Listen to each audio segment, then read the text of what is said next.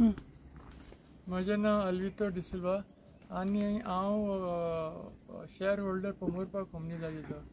आमी आतां मयडे कोम्युनिदादीन आयला। आमकां सगळ्यांचो सपोर्ट जाय। ही कोम्युनिदादी तर आमी सांबाळटले, सगळ्यो कोम्युनिदादी एक जावपाक जाय। त्या पद्दत आमी आतां ह्यो सोबीत कोम्युनिदाद आनी सोबीत गांव मयडे हांगा आयल्या। आनी आतां जालां ते सगळे पॉलिटिशियन आहात ते फकत जाग्या फाटल्यान धांवतात। पयले पॉलिटिशियन मायनिंगाचे फाटल्यान पयशे गेले, मागीर ट्रान्सपोर्टेशन ताजे आदी पयशे करताले। आत्तां फकत ते जमनी फाटल्यान धांवल्यात आनी कोम्युनिदादी आमच्यो जप्त करूंक सोदतात। तर आमी हाका लागून आमचो गोंयांत सांबाळटले जाल्यार आमी आमच्यो कोम्युनिदादी पयले सांबाळपाक जाय।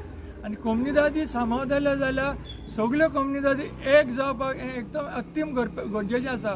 कित्याक आमकां आनी कोण पॉलिटिशियन आमकां हेल्प करिना, सगळे जाण आपआपणाची बोल्सां भरपाक सोदतात।